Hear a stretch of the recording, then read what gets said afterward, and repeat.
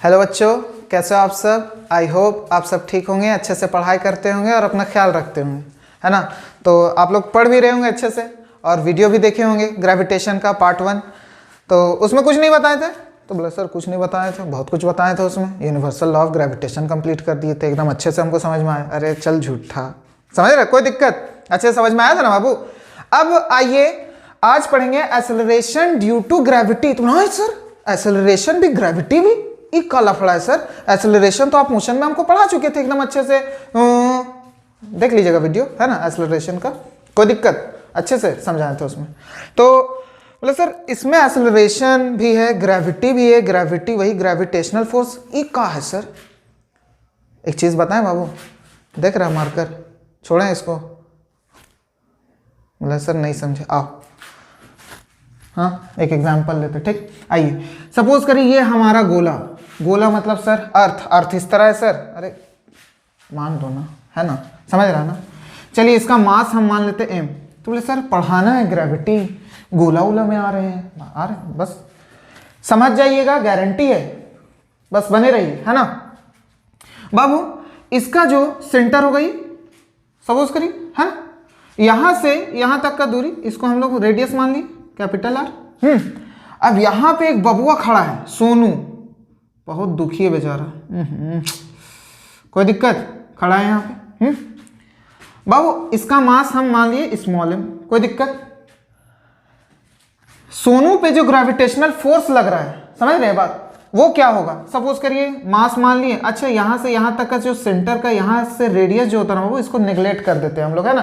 क्यों, नेवल से नाव से कितना दूरी होगा, स्मॉल डिस्टेंस होगा, इसीलिए इसको हम लोग नेग्लेक्ट कर देते हैं, कोई दिक्कत। तो आपको यूनिवर्सल लॉ ऑफ ग्रेविटेशन में आप लोगों को फोर्स निकालने के लिए समझाए थे। फोर्स क्या होता था, F is equal to G/m/r²,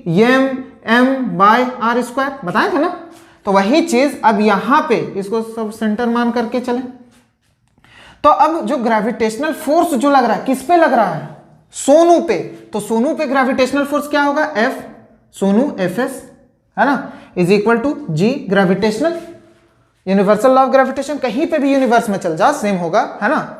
बताना इसका वैल्यू क्या है, ठीक, पढ़ाए थे ना। हाँ अब उसके बाद m1 मतलब मास, कैपिटल M माने, चलिए इसको मान लेते हैं m, कैपिटल M।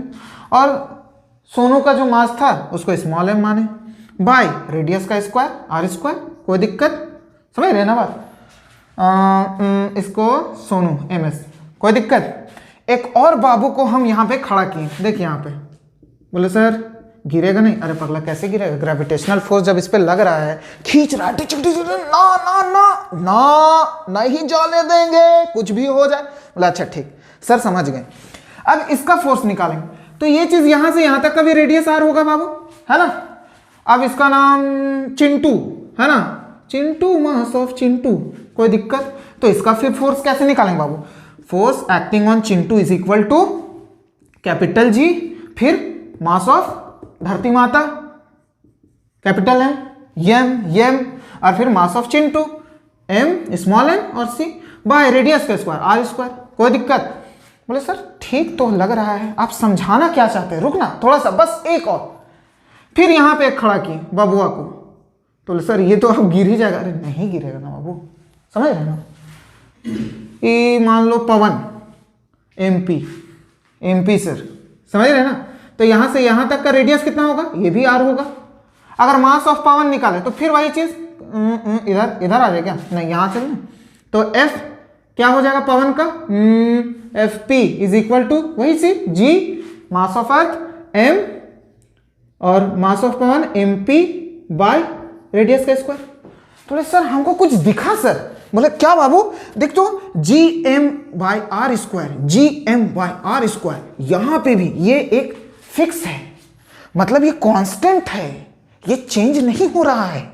ई बबुआ के लिए भी नहीं चेंज हो रहा है, इसके लिए भी चेंज नहीं हो रहा, इसके लिए भी चेंज नहीं हो रहा। मतलब सर ये पता है बाबू, हल्ला नहीं करना, तेरे को बता रहे क्या है ये, जी है सर, सुनाई नहीं। अरे जी है ये एक्सेलरेशन ड्यू टू ग्रेविटी। इसी के जगह पे सपोज करिए, इसके जगह पे हम Fs is equal to G into mass of, क्या नाम लिए थे उसका, सोनू, कोई दिक्कत।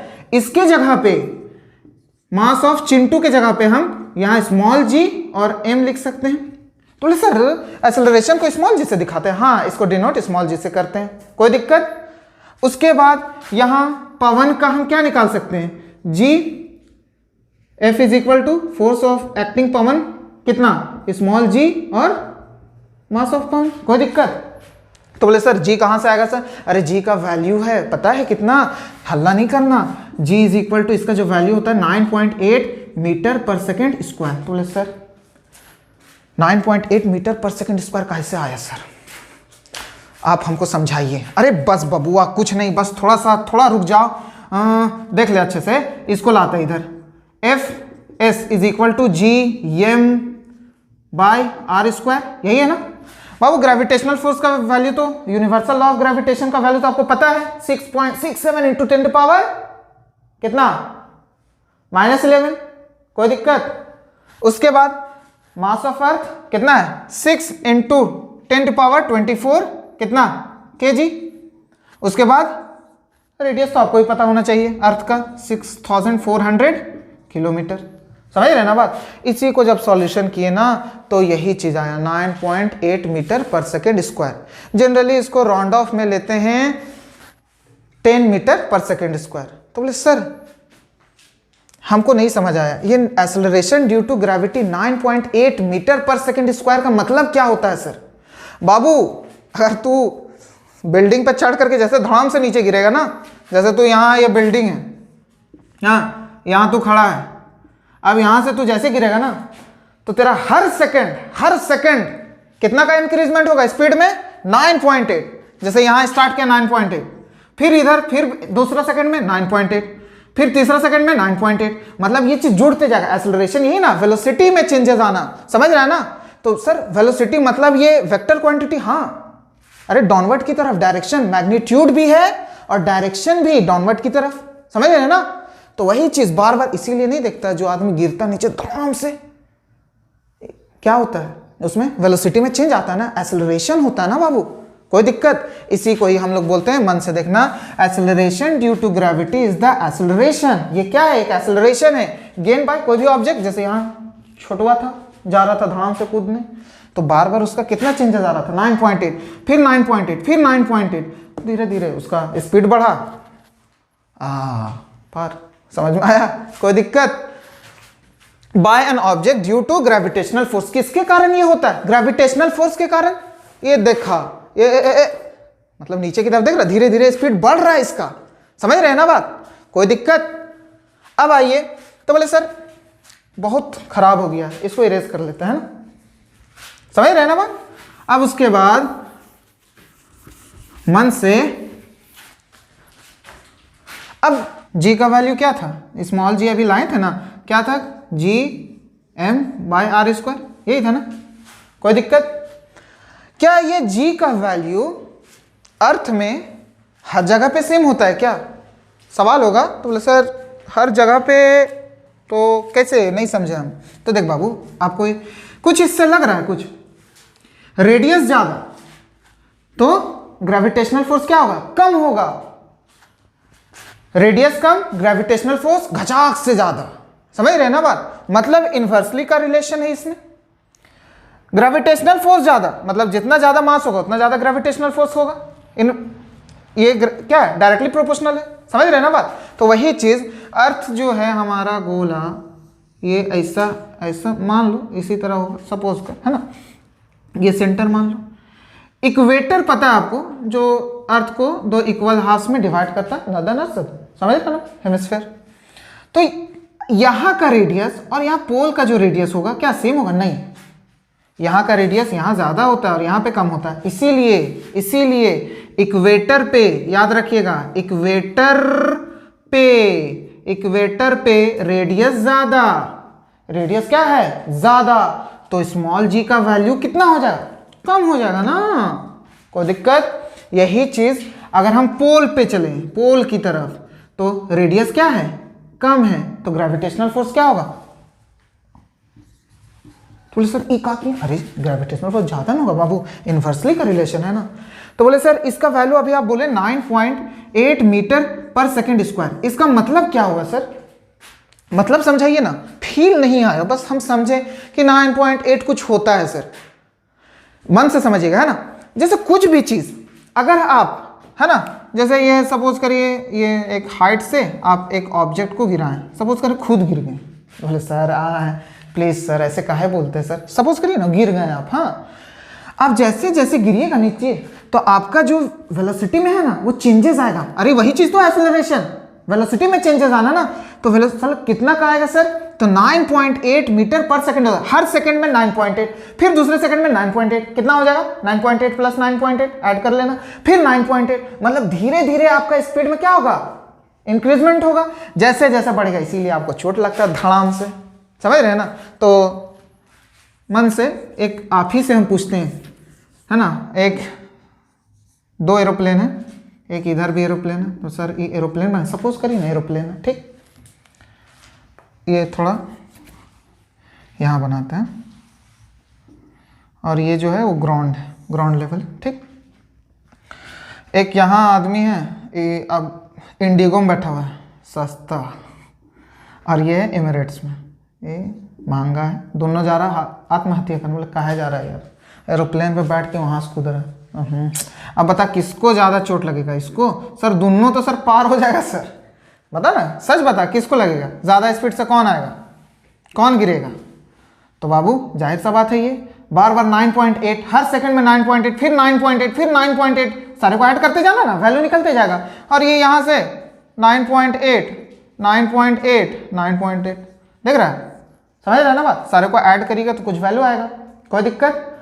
यहाँ पे भी 9.8, 9.8, 9.8, धीरे धीरे स्पीड में देख रहा है, इसका इंक्रीजमेंट हो रहा है, तो धचाक से ही पूरा पार। ये तो बचने का चांस भी है, यहाँ ग्राउंड लेवल से इतना है और एक यहाँ है, कौन ज़्यादा, ये ना, क्योंकि इसका वेलोसिटी में क्या होगा, चेंजेस होगा ज़्यादा, तो ये धड़ाम से ऐसे ऐसे करके कोई, अरे ले एक यहाँ मोबाइल रख, एक यहाँ मोबाइल रख, यहाँ, तो सर मोबाइल का एग्जाम्पल अभी ऑनलाइन क्लास चल रहा है सर, और आपका वीडियो भी देख रहे सर, बोले है झूठा, यहाँ एक रखे एक यहाँ, दोनों मोबाइल को धड़ाम से गिराएं तो ज़्यादा नुकसान किसको होगा, ऊपर वाले का ना, समझ रहा है ना, वेलोसिटी इसमें चेंजेस होगा, समझ रहा है, कोई दिक्कत। एक्सेलरेशन ड्यू टू ग्रेविटी समझने में बाबुआ कोई दिक्कत, इजी लगा ना।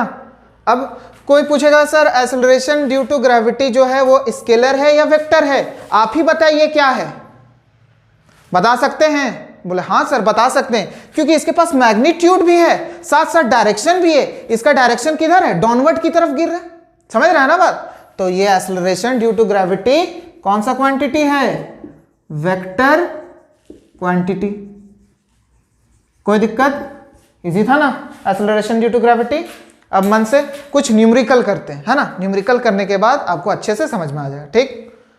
आइए अब एक न्यूमेरिकल, है ना, बच्चा ऐसा न्यूमेरिकल एकदम बच्चा वाला है, मन से, है ना, क्या है, find the acceleration due to gravity. आपको क्या फाइंड करने बोला, एक्सेलरेशन ड्यू टू ग्रेविटी, मतलब जी बोला किसका सर, ऑफ अ प्लैनेट, एक प्लैनेट है जिसका mass half as that of earth, मतलब अर्थ का आधा मास, मतलब अर्थ का मास m, तो उसका मास क्या हो जाएगा m/2, बस यही बोल रहा है, अभी हम आपको बता नहीं रहे, है ना। एंड रेडियस, उसका जो रेडियस जो होगा ना बाबू, twice as that of earth, मतलब रेडियस सपोज करिए r होगा, समझ रहे हैं ना, अर्थ का, तो वो प्लैनेट का क्या होगा, दुगना, ट्वाइस बोल दिया ना, तो 2r, बस वही चीज मन से देखिए, देखिए एकदम मन से, बोले सर कुछ बोलिए बोलिए बोलिए बोलिए बोलिए, बस आ रहे हैं। देख बाबू ये gravitational acceleration due to gravity किसका है, अर्थ का है, इसको इक्वेशन 1 मान लो, है ना। उसके बाद क्वेश्चन क्या बोला, due to acceleration planet of mass half as that of earth, suppose करिए ये तो अर्थ का था, तो ये जी डैश मान लिए दूसरे वाला प्लैनेट का, तो इसका ग्रेविटेशन, अरे जी तो हर जगह सेम होगा ना, यूनिवर्स में कहीं पे भी आप चले जाओ, 6.6 इंटू 6.67 इंटू 10⁻⁻11, कोई दिक्कत। उसके बाद तो आपको तो यूनिट पता ही है बाबू, तो g dash is equal to ji m, समझ रहे हैं ना बात, कोई दिक्कत। यहां बोला कि आधा, तो मतलब m/2 ही ना होगा, और रेडियस r², तो वहां दुगना बोल दिया ना बाबू, रेडियस जो है वो दुगना है, radius twice as that of earth, मतलब रेडियस अगर अर्थ का r है तो उसका कितना हो जाएगा 2r टाइम्स ना, ट्वाइस, 2 है, समझ रहे हैं ना। तो 2r का स्क्वायर ना, r स्क्वायर है ना बाबू, कोई दिक्कत, समझ रहे हैं ना बात। तो इसको कुछ और भी कर सकते हैं, gm/2 इंटू बाबू ये 2 स्क्वायर इसके लिए भी, इसके लिए भी, लॉ ऑफ एक्सपोनेंट देख लेना, वीडियो बना दी है। तो 2 का स्क्वायर 4 इंटू आर स्क्वायर, कोई दिक्कत। तो हम इसको g dash is equal to gm/4 2 जा 8r स्क्वायर लिख सकते हैं सर। इसको इक्वेशन 2 मान लो, डिवाइड दे दो दोनों को, समझ रहे हैं बात। जैसे ही आप डिवाइड दिएगा इसको, डिवाइडिंग किसको 1 एंड 2, तो जैसे ही डिवाइड दिएगा ना तो g डैश बाय g, यही चीज ना कर रहे हैं, is equal to g dash कितना है gm/8r स्क्वायर बाय g कितना है gm/r स्क्वायर, डिवाइड दे रहे ना बाबू, कोई दिक्कत। ये चीज आपको ही पता है, ये डिवाइड में रेसिप्रोकल हो जाएगा तो क्या हो जाएगा g is equal to gm/8r square into, ऊपर पलट जाता है ये, लॉ ऑफ एक्सपोनेंट, कोई दिक्कत, कैंसल, ये r से r कैंसल, तो g dash by g is equal to 1/8, कोई दिक्कत। हमको क्या पूछा था, एक्सेलरेशन ड्यू टू ग्रेविटी किसका, वो जो प्लैनेट है उसका है ना। तो बोले सर कौन सा प्लैनेट है, तो हाँ ना बाबू, g dash by g is equal to 1/8, तो यहाँ से g डैश कितना आ जाएगा बाबू, कितना आ जाएगा, ये क्रॉस मल्टीप्लाई होगा तो g/8 है ना, ये यहाँ ऊपर की तरफ डिवाइड में था, उधर जाकर मल्टीप्लाई, कोई दिक्कत। तो मतलब सर इसका मतलब ये है कि जो अर्थ से 8 गुना कम है एक्सेलरेशन ड्यू टू ग्रेविटी, समझ रहे हैं ना बात, वो प्लैनेट का, कोई दिक्कत यहां तक समझने में, समझ में आया, कोई दिक्कत बाबू। बस कुछ नहीं, एक्सेलरेशन ड्यू टू ग्रेविटी आपको पढ़ाएं, अच्छे से मन से देखिएगा, उसके बाद बुक निकालिएगा, समझ रहे हैं ना, ऐसे आपसे अच्छे से समझ में आएगा। आप वीडियो देखिएगा, उसके बाद अच्छे से पढ़िएगा। तब तक के लिए बाय।